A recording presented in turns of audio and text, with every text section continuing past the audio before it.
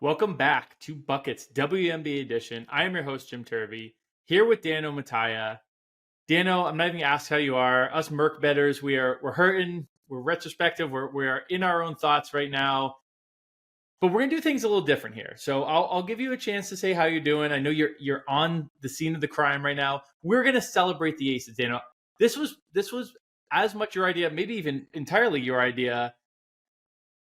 We have said a lot of things about the Aces on the show in the past. They're now 3-0, up 3-0 in the finals. Two really close wins in game 1 and game 3. Dana, what's your headspace at? I mean, this is going to be a celebratory episode. Are you full in? Are we ready to celebrate Asia? Are we really ready to celebrate the Aces? I need to get some thoughts off my chest. As you can tell, I lost my voice last night. But in the iconic photo, like you can see me. I'm on the far corner. It's a bad quality. I need to pull. I can't see it across the computer, but I know but I sent it to you. Oh, okay, perfect. It was terrible. Because you had oh my god.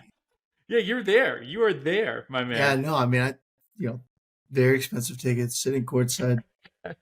The club is amazing.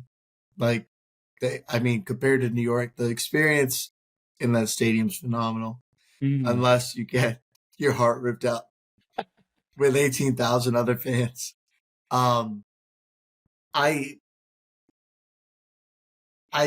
You felt it coming.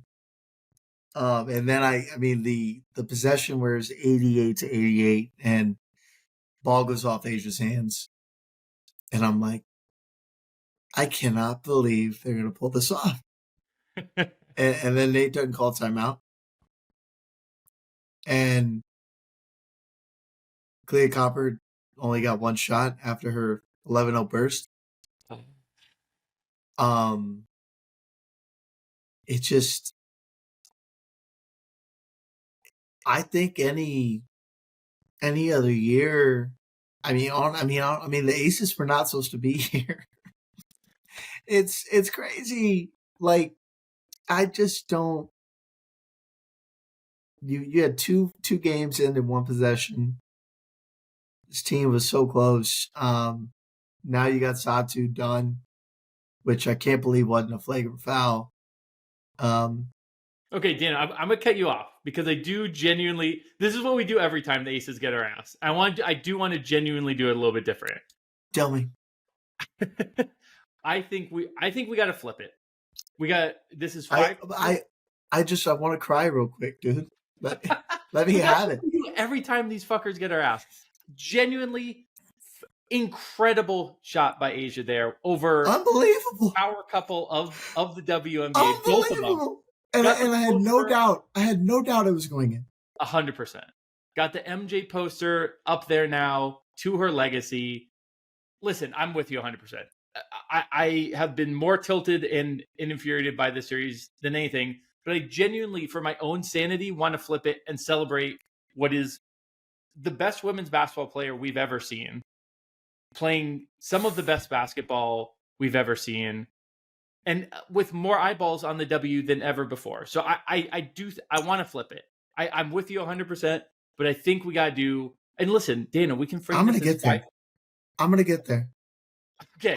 You're like this, you're building a story. This is an arc to a great ending.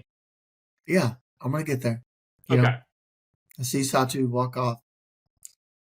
Not walk off, get carried off. And I'm literally like 10 feet from the Vegas bench. And they call that timeout right when there's 5 seconds left on the last possession. Mm-hmm. And it's like, I knew at that point, I'm like, shit, Asia's getting the ball. I was happy with Jackie at it. I thought Jackie traveled. At first, I thought they were calling a travel on that play. But immediately, it's like, you can't play much better defense on a player. You bring the double at the perfect time. Alyssa Thomas actually raised her arms. She did it. She got her arms above her shoulders worked. And by God, like, it's just this woman. I mean, we talk about other people being like great at shooting in the mid range, and I mean, I've tweeted about how she's one of the best in the league in the history, but I don't think it gets enough recognition. Um, might be the best mid range shooter of all time. It's like if Incredible.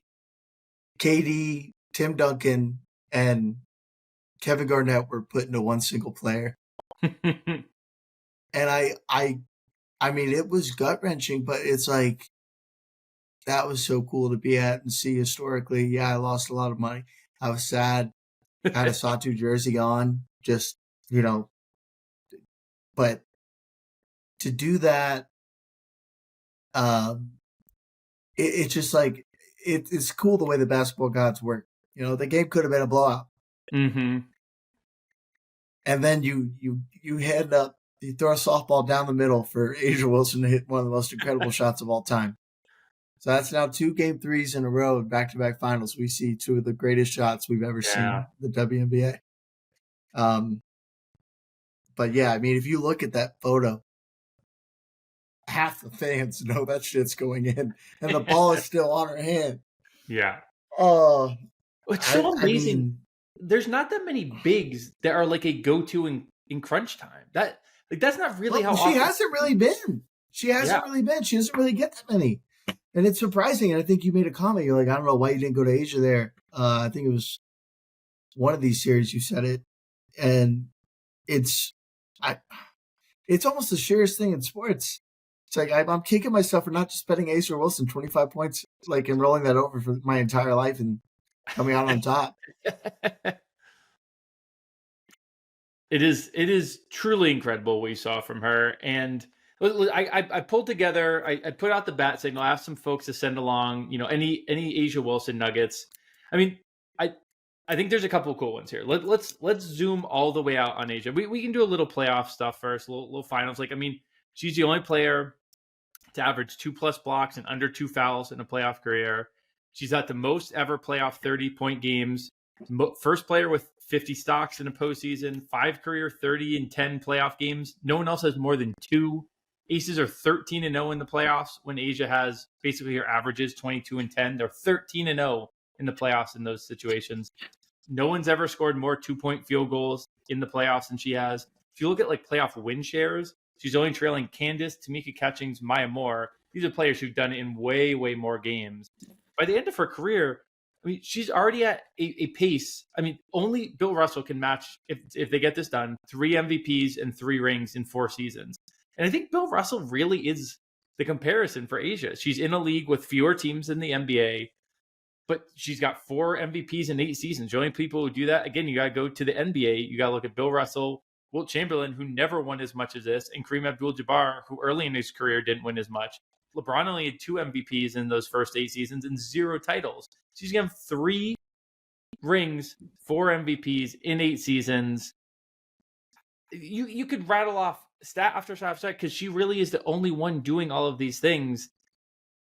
And listen, Jackie Young has had good moments. Dana Evans has had a surprisingly good series. But it comes down to Asia here, and it has been the Asia Wilson show. And it's a crowning. I whined about the DPOI. I whined about the MVP this year. I said, like this was Nafisa Kahleah season, and who knows with injuries how they break. But at the end of the day, this is now Asia Wilson's season. She has put her stamp on yet another season. 4 MVPs, 3 titles. These are comically insane numbers for someone who's like honestly cracked it. Like, they're not like, there's a chance Asia might not be in her full peak. She probably is, but she's at an age where she can still get better. She's as smart as you find, but she's gonna play even more, learn even more. I'm just rambling now, but it genuinely is amazing, and it's a really awesome to get to see it live as it plays out. One of the players, I think the Bill Simmons always said, bounce the grandkid on your knee, tell him about bounce the grandkid on your knee, tell him about Asia Wilson, because it's genuinely historic all-time shit from her. Historic all-time shit is right. I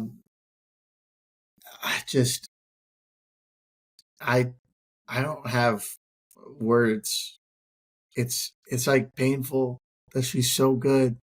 Maybe we'll be talking about the Liberty in a whole different light because it's like, wow, they won one in the Aces Dynasty years. Great point. And it's just like, what? I don't know if another team. I mean, it's so weird because it's like this team could have been out in the first round. It is wild.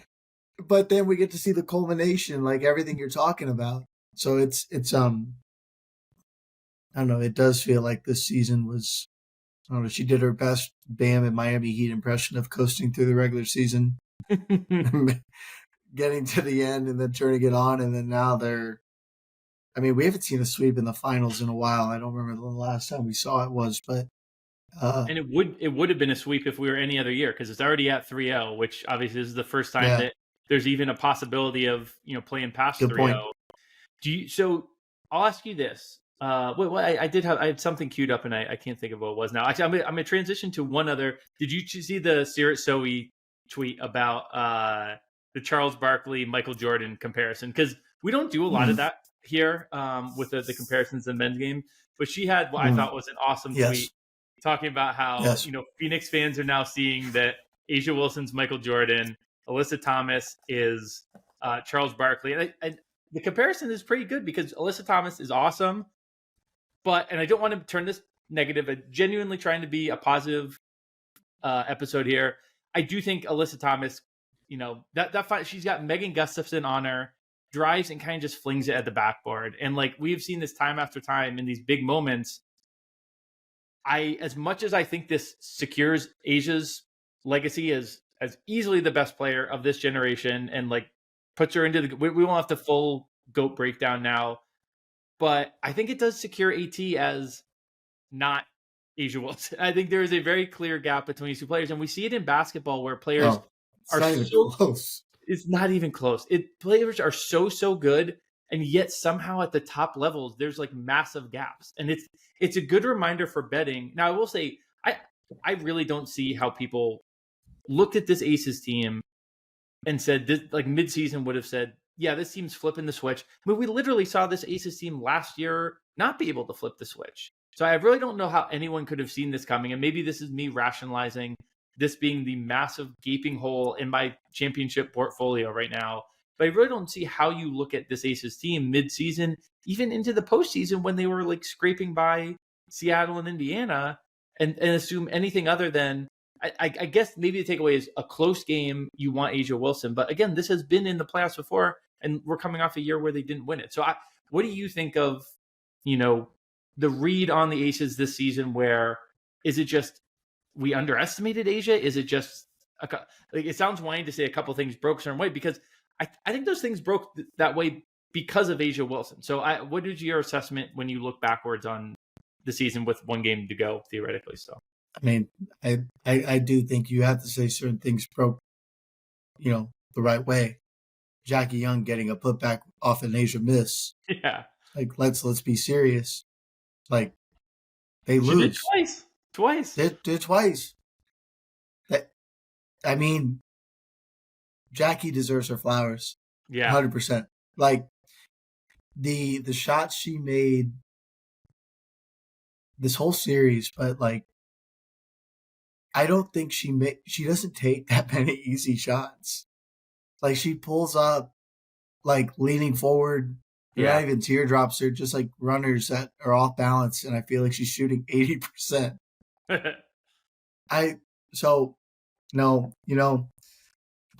If I had a time machine, hindsight's 2020, I would have loved to have been betting on the Aces. I mean, if the Aces cover again, Game 4, I mean, it almost feels more historic to cover in every game of a playoff series when they really haven't. I don't think they've been that great against the spread. Oh, they did cover Game 5 in overtime against the Fever. Yeah, that was bullshit. Painful. That's a bullshit. It's a bullshit. It's a bullshit year. But A'ja Wilson deserves everything. I love it. I looked it up. And you know who else? I mean, we shouted A'ja, we shouted Jackie. Chelsea Gray, for someone who gets some washed commentator times, averaging over 8 assists, over 2 steals, and over 2 blocks in the series. So it really is. The Aces are just doing the Aces thing, and it's just so wild because, listen, we've got some Aces homers in our lives who I don't think saw this coming. It's like it's like it's not going to be remembered as this crazy turnaround, this crazy out of nowhere story because it's the Aces, but like it really is a pretty wild kind of quote unquote out of nowhere story because the fans themselves, like if you listen to 6 podcasts a year, I've referenced that in a podcast I really like. Snap was burying this team all season. I don't think he would. I think he's as shocked as anyone. Things happen, and it's. I think it's just Asia. I don't want to undersell Jackie. I don't want to undersell Chelsea, but Asia, man, she's just. We've been. She's the greatest of all time. It's you can't really say more. I think we gotta say it. We can probably move on to a Game 4 preview. We'll kind of keep it short here. Wait. She's the greatest of all time.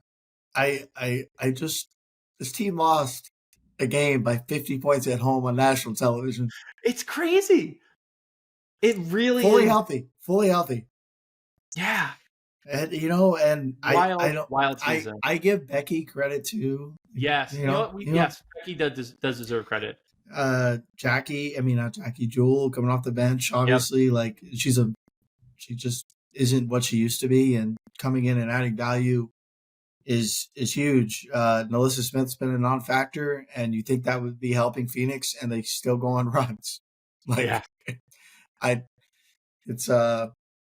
you know what would be even more bullshit as we transition into Game 4 is just the Aces lost this game. It would be such bullshit. It would make sense.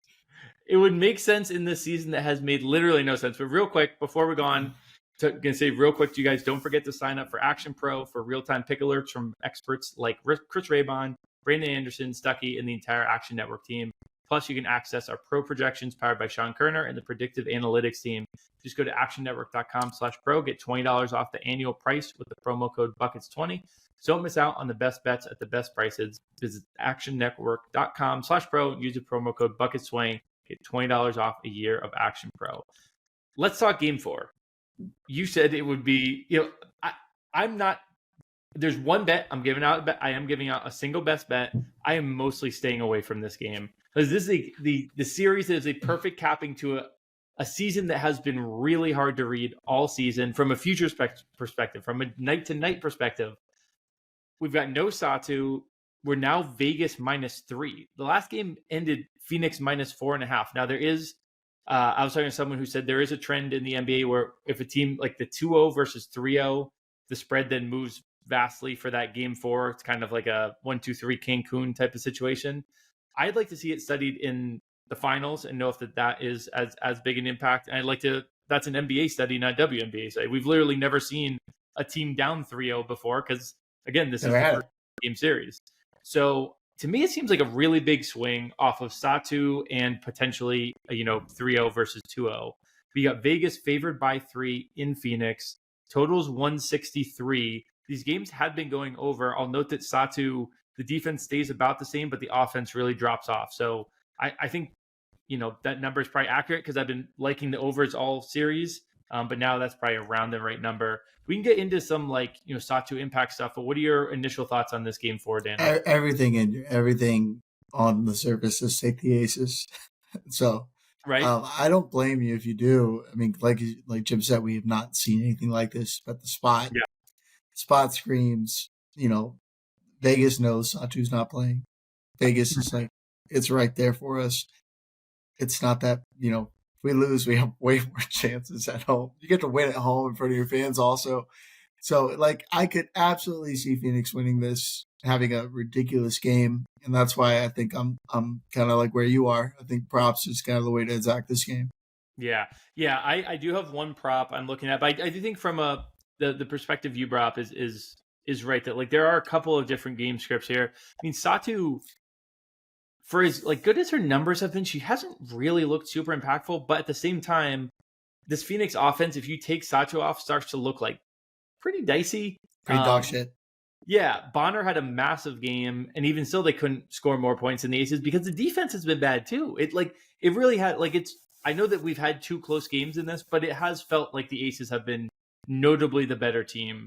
There was the first half of Game 1, and then basically the second half of the fourth quarter, of game 3 were really the only times the Mercury looked like the better team. Now, that second half of the game, fourth quarter of game 3 was without Satu. So maybe there is some, Andrew O'Connor-Watts, our guy, is always shouting out the, star player out theory that, like, it's kind of the Ewing theory of, like, when a star player is out, the line moves too much and the team kind of comes together, and, like, individual players are usually overweighted in the market. So this would be a very prime version of that. But I'm not touching the spread in this. I'm not touching total. We've got one prop. I could walk through a little Satu, like, PvP stats, our favorite site there stuff. But do you want to talk through what you're looking at with this game, and then I can talk through some of my stuff? Yeah, I think it's time for Sammy. It's time.